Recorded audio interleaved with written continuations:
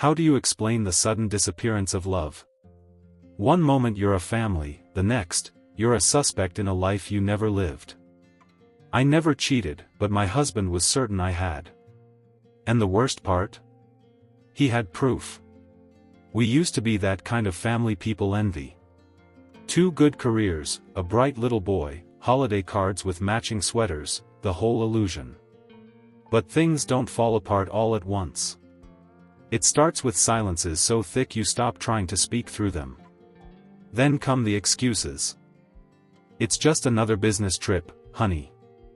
That was his favorite phrase. My husband, Mark, had been traveling more and more. At first it was once every 2 months. Then every 3 weeks. Then weekly. Each time I asked about it, he brushed me off like I was paranoid. You know how important this deal is. I didn't complain, not really. But when he missed his mother's 60th birthday, it stung more than usual.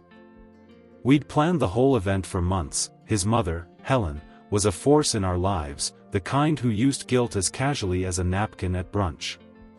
So when Mark didn't show up, just sent a bottle of champagne with a handwritten note, Helen's eyes turned to me. You let him miss this, she hissed, as if I'd locked him in a basement. I had no defense. I just smiled and said, he's doing what he thinks is right. Even I didn't believe it. That was the first crack. The second came a week later when I noticed he'd swapped his sleek iPhone for an ancient, battered Nokia. Why? I asked. Battery lasts longer, he mumbled. But I saw the way he guarded it like it held state secrets. Like even my gaze might cause it to self-destruct.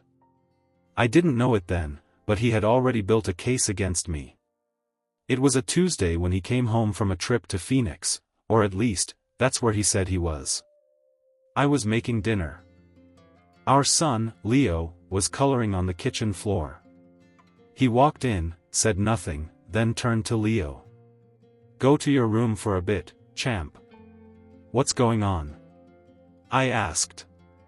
He didn't answer. Just pulled out a folder and laid it on the table. Inside were photos. Me, on park benches, walking into stores, entering my workplace. But beside me, always, a man. Mark's eyes were glass. How long? I stared at the images. The woman in them looked like me. Same shoulder-length brown hair, same scarf I always wore on windy days. But it wasn't me. I knew it. I would never cheat. Mark, I said slowly, this isn't me. He laughed bitterly. Don't insult my intelligence. Look at this. He pushed a USB drive across the table. I didn't move. Play it, he snapped. I did. The video played on our laptop.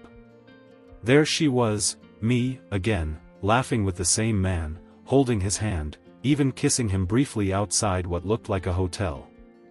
My stomach dropped. My hands went cold. Mark, I whispered, I swear to you, that is not me.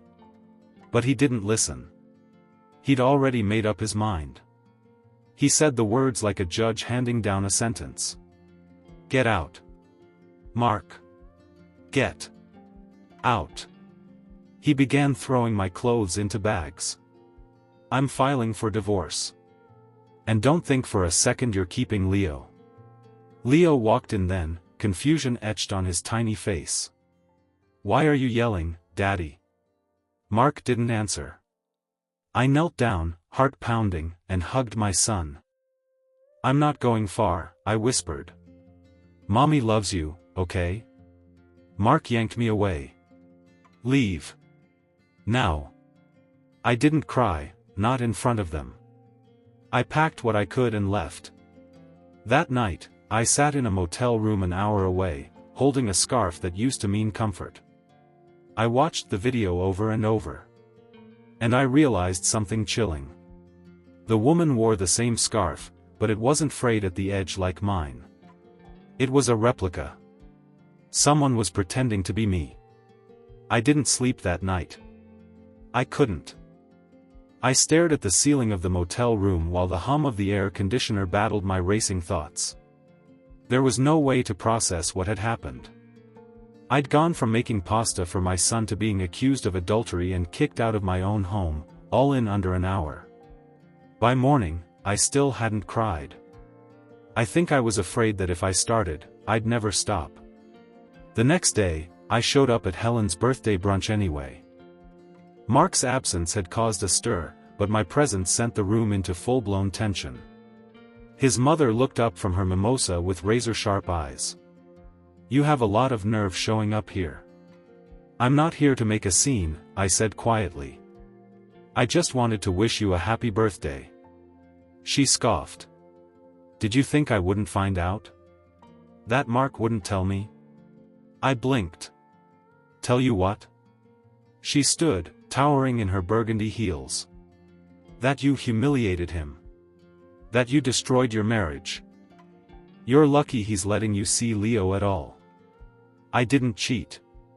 "Save it," she snapped. "Mark sent us everything. The videos. The photos. Even the timestamps. You're not just a liar, you're a disgrace. And if you think I'm going to let you poison my grandson's life, think again." The room had gone dead silent. Her voice had risen enough for people to overhear. I saw a few heads tilt, phones subtly recording. The damage was spreading faster than I could stop it. I turned and left, my legs shaky, my heart racing. The whispers started that week. At work, colleagues who used to greet me with smiles now offered curt nods. Conversations ended when I walked by. I found a memo in my box about an upcoming teachers' council meeting, and my name on the agenda. I was under review. Apparently, some parents had raised concerns about my conduct. And then came the cherry on top, a student's father pulled me aside after school. "You should be ashamed," he hissed, close enough that I could smell the coffee on his breath. "Parading around with a lover while pretending to be some model teacher." What? "You were seen," he said. "My wife saw you in the park with him." Don't play dumb. But I hadn't been in that park in weeks. That's when the pattern began to click. The sightings. The photos. The public places. Someone wasn't just pretending to be me in private. They were building a story in plain sight, wearing my face, my style, my mannerisms. Even the bag. A pale yellow tote I'd bought from a thrift store years ago. One of a kind, I'd thought. And yet, the woman in the video had it too. I dug through old receipts, anything that might prove where I actually was on those days. Nothing seemed to matter. People had already made up their minds. Even my principal, who had once called me the soul of the school, now looked at me with quiet pity. "We'll get to the bottom of this," he said. But we both knew what that meant. I went home, to the motel again, really, and stood in front of the mirror. I looked at my own reflection for what felt like the first time in weeks. And then I said the words out loud, just to hear how they sounded. "Someone is impersonating me." I hadn't planned to find her. But I did. It was a rainy Thursday, and I was walking through the city park, hoodie up, trying to clear my head. Leo was with my friend Dana for the night. She was one of the few people who still believed me, who said things like, "None of this adds up. I know you." I passed the fountain, turned toward the playground, and then stopped cold. There she was. She was sitting on a bench under a maple tree, laughing with someone I couldn't see. At first glance, I thought I was looking into a mirror. Same posture. Same scarf, my scarf. Same haircut, even the same uneven ends I always forget to trim. But when she turned her head, I saw it, a smirk that wasn't mine. Too deliberate. Too sharp. She wasn't just wearing my face. She was performing me. I don't remember walking over. I just remember my voice coming out hard and fast. "Who the hell are you?" She looked up, startled. Then, smiled. "Oh," she said, tilting her head like we were old friends, "you must be the original." "The what?" The man beside her, maybe mid-30s, athletic build, stood up, clearly confused. "What's going on?" "Leave," she told him. Then she turned to me, eyes narrowing. "You weren't supposed to see me." "What are you doing?" My voice trembled. "Why are you dressing like me? Why are you pretending to be me?" She stood, and for a second, we were the same height. She was my exact build. Her makeup, subtle, neutral, precise, was my routine. Her bag was a replica of mine, but newer. Shinier. "I'm just helping your husband," she said flatly. The sentence hit me like a slap. "What?" "Oops," she grinned. "Too much too soon." I lunged. I'm not proud of it. But something in me snapped. All the sleepless nights, the whispering coworkers, the look in Helen's eyes as she called me a disgrace, it all came pouring out in a single blur of motion. I shoved her, she shoved back, and then we were on the ground. Someone screamed. A whistle blew. The next thing I knew, hands were pulling us apart. 2 police officers. 1 on each arm. I was out of breath, scraped, still clutching that stupid bag like it was proof of my innocence. "She attacked me," the woman screamed. "She's unstable. She's been stalking me for days." "That's not true," I gasped. "She's been impersonating me, ask anyone, she's pretending to be me." The younger officer looked skeptical. The other one, older, with gray at his temples, glanced between us. "She looks nothing like you," he muttered. But I knew better. She looked exactly like me on camera. They took us both in for questioning. Standard procedure. At the station, after an hour of waiting, it was the older officer who came into the room. "I reviewed the CCTV from the park," he said. I nodded quickly. "Then you saw?" "I saw her leaving," he cut in. "And I saw the car she got into." I froze. "Whose car?" He glanced at his notes. "Registered to a William Granger." "That name ring any bells?" I nodded slowly. "Mark's old business partner. They had a falling out years ago." "Interesting," he said. "Because the woman you fought? That's his wife." My head spun. "She's an actress," the officer added. "Off-Broadway, mostly. Voice work. Good with disguises." He leaned forward, dropping his voice. "I believe you." Detective Harris, the older officer, was the first person to really listen. He'd seen this kind of thing before, he said, though not quite so theatrical. "Some people steal identities to vanish," he said as we sat in the small gray interrogation room. "Others do it to punish." We went through everything. I told him about the videos, the photos, the timing. About Mark's sudden paranoia. About the day he brought out the USB drive like he'd just solved the Kennedy assassination. "That video," I said, "I watched it a dozen times. It wasn't me. But it was perfectly me." He nodded. "She's good. I ran her name, Evelyn Granger. Classically trained. Had a minor role on a crime drama 10 years ago. Then vanished from the public scene." "Why now?" I asked. "Why me?" He leaned back in his chair. "Tell me more about your husband and this William Granger." I hadn't thought about William in years. Mark used to call him a friend. They started a boutique investment firm together, back when we were newlyweds. They had ambition, charm, and an angle, high risk, high reward assets. It worked, for a while. But then, something went wrong. There were whispers of mismanagement. Legal threats. William took the fall. Mark rebranded. Moved on. He never talked about it again. I didn't know much, I admitted. I just knew one day William disappeared from our lives. Detective Harris nodded.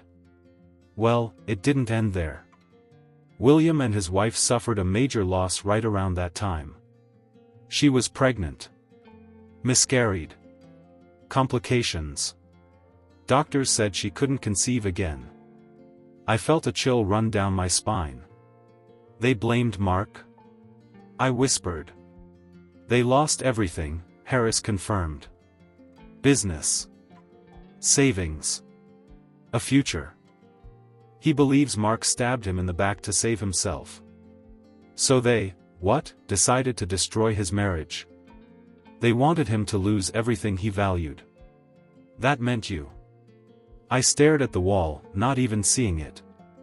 I remembered Evelyn's smirk in the park, the cold glee in her eyes.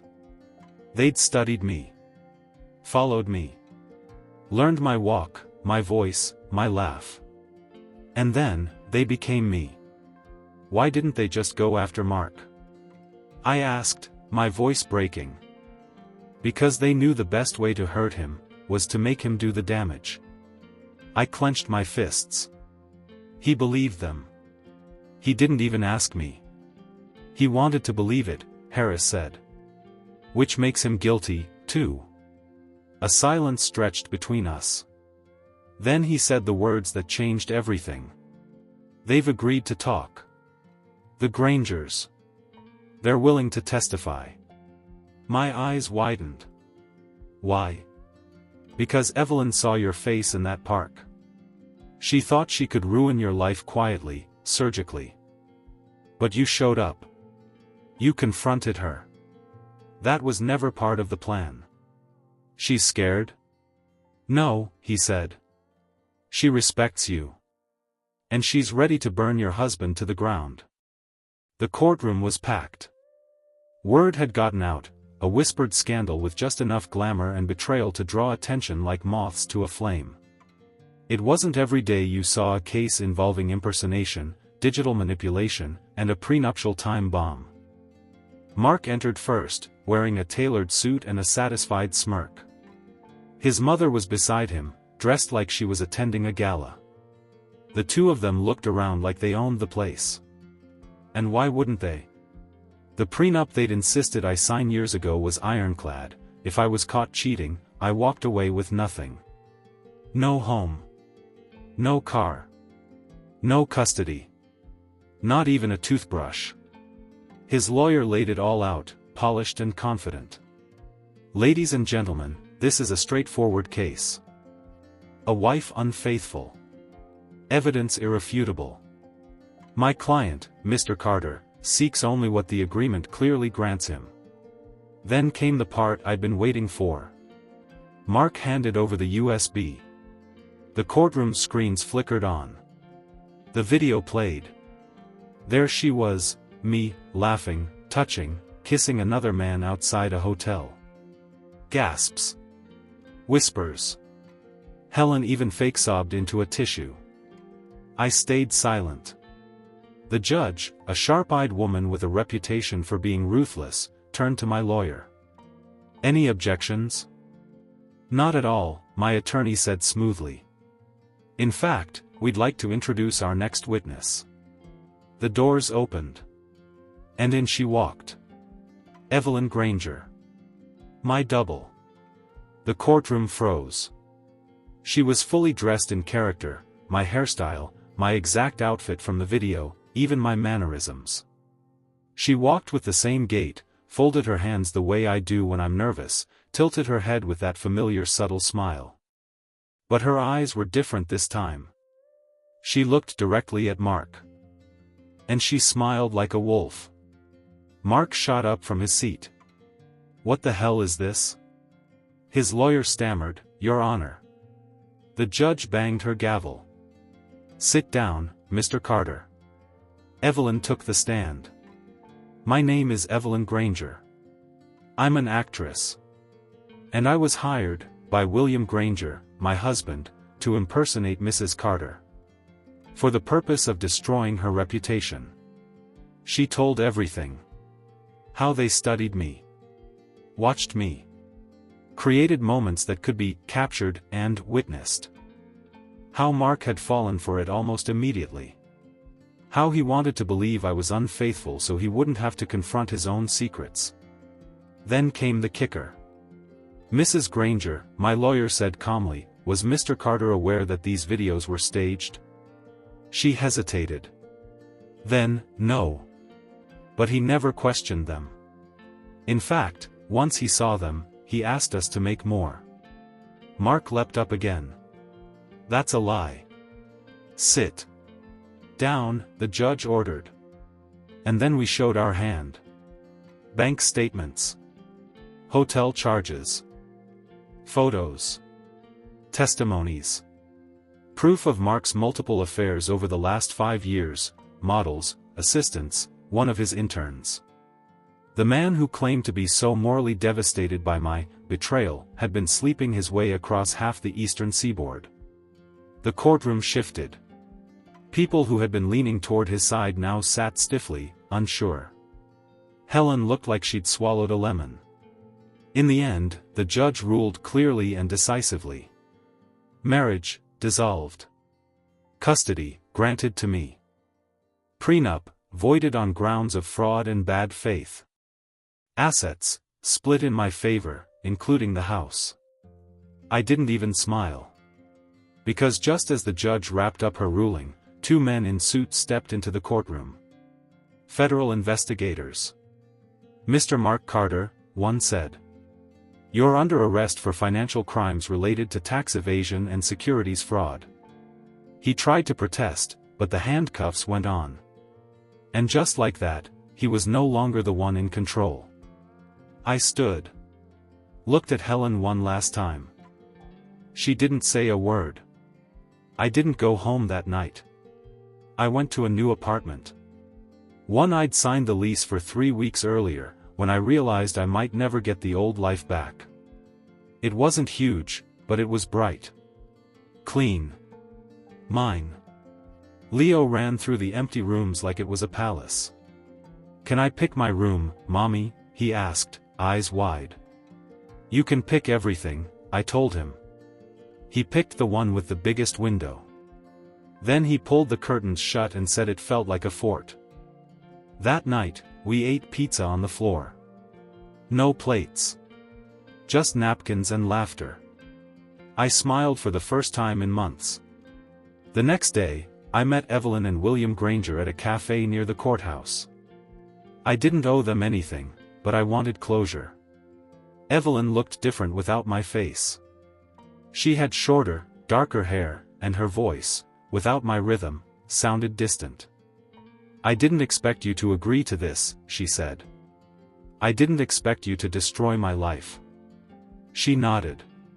Fair. William looked older than I remembered. More tired. But when he spoke, there was no malice. I hated him, he said plainly. Mark stole everything from me. My business. My future.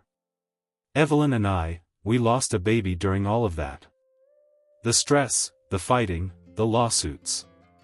And when the dust settled, we had nothing. So you decided to take me down? I asked. I didn't want to hurt you, Evelyn said. Not really. I just needed him to feel what we felt. Powerless. Broken. You succeeded, I said. Then I added, but you also helped me. They both blinked. You showed me who he really was, I continued. I would have spent the rest of my life trying to fix a man who was never broken, just cruel. William looked away. Evelyn studied me. We're moving, she said. Testified. Cleared the air. Now we're starting over. Somewhere quiet. And what about the theater? I asked. She gave a sad smile. It's not for me anymore. But I've been thinking about starting something smaller. A children's creative studio, maybe. Theater for healing. Not revenge. I left the cafe feeling lighter. That week, I sold the old apartment. Bought a cozy two-bedroom home near a school with a garden for Leo to plant his ridiculous tomatoes. He insisted they were magical. I didn't argue. And then, there was Harris. Detective Harris stopped by to drop off the final documents related to the case. We ended up sitting on my porch for an hour, drinking lemonade and talking about everything but the case. "How's Leo?" he asked, watching the boy chase fireflies in the yard. "Happy," I said. "He sleeps through the night again." "That's good." He stood to leave. "Harris," I called after him, "you were the only one who believed me." He turned and smiled. "No. You did. I just followed your lead." He didn't say anything else. But he called 2 days later. We got coffee. Then lunch. Then dinner. By the time summer arrived, he was staying over 3 nights a week. Leo adored him. I didn't question it. Because it felt right. The knock came early on a Saturday morning. Leo was still in pajamas, half watching cartoons, half eating cereal. I was in the kitchen, cleaning up, when I heard it, 3 sharp knocks, followed by silence. When I opened the door, I froze. Helen. Hair perfect. Lipstick exact. Dressed like she was on her way to brunch with royalty. "What are you doing here?" I asked. She didn't waste time. "I want to see my grandson." I stepped outside, pulling the door shut behind me. "You don't get to show up here and demand anything." Her voice dropped into that syrupy, dangerous tone she used to use when cornered. "You may have won in court, but don't forget, you married into our family. And I don't go quietly." "You also don't go away," I muttered. She stepped closer. "You think this is over? My son is in jail. His business is gone. His reputation ruined. And now you're the hero?" I didn't answer. She sneered. "Mark might have been careless, but you're an opportunist. Playing the victim, getting the house, the money, even a cop to fall in love with you? Please." "Helen," I said, voice calm, "you raised a man who lied, cheated, and destroyed people's lives. That's not on me." Her jaw tightened. "You're not family." "You're right," I said. "Not anymore." "I'll fight you," she snapped. "Grandparents have rights. I'll take you to court. I'll expose your past, your instability, your job record, your little motel breakdown." I smiled. "You mean the breakdown your son caused?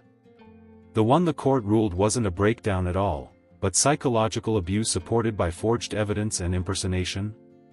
That breakdown?" She faltered. I took a step closer. "Try me." She didn't move. Not for a long moment. Then, finally, her voice cracked. "He's my only son.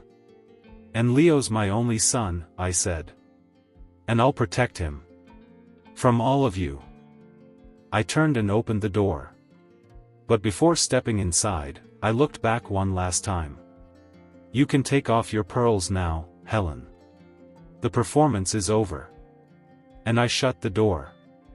Inside, Leo ran up and hugged me. "Who was it?" "No one important," I said. "Just someone trying to live in the past." He nodded, then grabbed my hand. "Come build the Lego tower with me. It keeps falling." I smiled. "Then let's make it stronger." The email came on a Tuesday. Subject, from Mark. I hovered over the message for a full minute before opening it. The address wasn't one I recognized, but the tone was unmistakable, cold, calculated, and somehow still drenched in entitlement. "I hope you're satisfied. I lost everything. I'll probably serve time. But I wanted you to know that I never meant for it to go this far. I just wanted the truth. I thought you had someone else. I thought, well, maybe I was wrong." Evelyn was convincing. But you weren't innocent either. You were distant. Cold. Focused on your job more than our family. I just wanted to be seen. Anyway. Take care of Leo. Maybe one day he'll want to see me. Mark. I didn't respond. I forwarded it to my lawyer, then deleted it from my inbox and from my mind. But the echoes of his words clung to me for days. I thought about all the ways women are blamed for the silence in their marriages. How distance is never a sign of emotional neglect from men, but always the woman's failure to connect, to nurture. Harris noticed the shift in me. "You okay?" he asked one night as we folded laundry together. I hesitated. I got an email from Mark. He didn't flinch. "You want to talk about it?" "Not really," I said. "I want to forget him." And then came another surprise. Evelyn. She sent a letter. A real one, pen on paper, no return address. I opened it at my kitchen table, bracing myself. I know there's no real apology that can undo what I did. But I want you to know that I've started working with a women's shelter, helping survivors of domestic abuse rebuild their lives. I don't tell them about what I did. But every time I help a woman get back on her feet, I think of you. You deserved better than what we did to you. I hope this is a start. I folded the letter and set it beside a candle I kept near the window. It wasn't absolution. But it was something. The world moved on. People at work started greeting me again. The school board dropped their review with a formal apology, one that came too late to fix what they'd already let happen. I didn't return to that job. Instead, I started working with a nonprofit that helps women fight legal battles in abusive divorces. I spoke at 2 conferences. I began mentoring a younger lawyer. At night, Leo would ask, "Are you still a teacher?" "No, baby," I'd say. Now I help mommies who need someone to believe them. It started small. New curtains. A shelf full of library books. The way Leo's laughter echoed freely through our home without being shushed, without glances toward a man who wasn't really listening. The first time he had a nightmare and didn't ask for his dad, I didn't celebrate. I just held him tighter, knowing that his heart was learning to feel safe again. Harris became a steady part of our lives. He didn't try to replace anyone. He didn't overstep. He just showed up.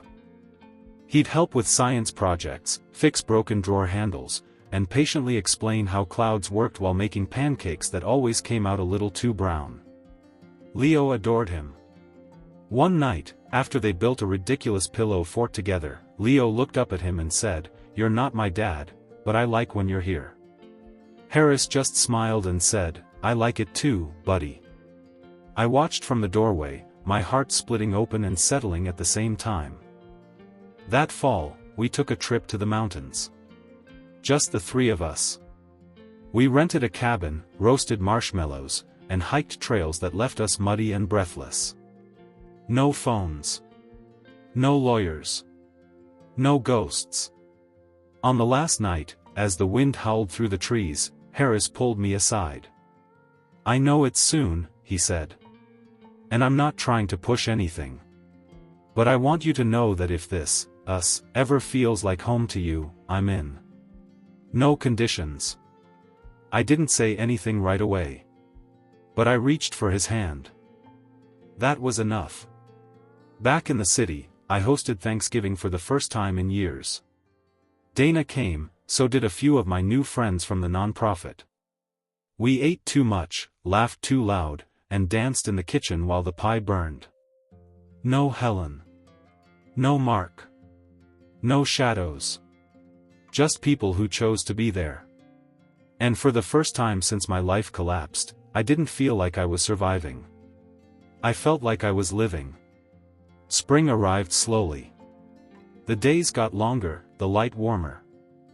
Leo's tomatoes began to sprout, tiny green things that somehow made him prouder than any award. He'd water them every morning before school and check on them the second he got home. You know, he said one afternoon, crouched beside them, they grow faster when you talk to them.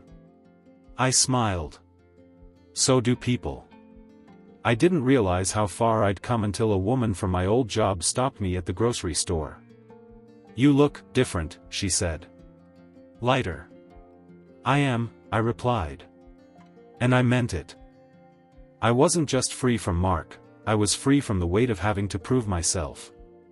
From the fear of not being believed. From the exhaustion of carrying a family that never carried me back. Helen never came back. She sent one more letter in December, asking for a chance to reconnect, for Leo's sake. I didn't respond. Some bridges aren't meant to be rebuilt. Some ghosts deserve to stay quiet. Mark was sentenced to 4 years. He asked to see Leo once, through a lawyer. I declined. The court upheld my decision. And Leo never asked about him. He had new things to care about now, school projects, a new puppy, courtesy of Harris, and a summer camp we were saving up for. And me?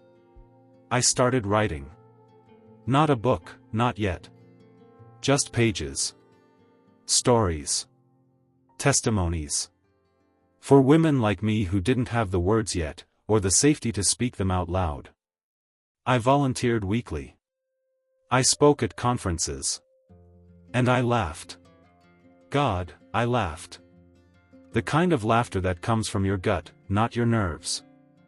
One evening, Leo and I were walking down our street, Harris on one side, the puppy pulling on the leash like he had a mission. The sky was orange with the kind of sunset that makes the world feel soft. Leo ran ahead, spinning in circles, arms out like wings. Harris reached for my hand. And I realized. This was the first time in years I wasn't waiting for the other shoe to drop. No secrets. No surveillance. No double lives or whispered accusations. Just me. Just us. Whole. Thank you for letting me bring this story to life. Let me know if you want to explore another betrayal, a new character, or a totally different twist.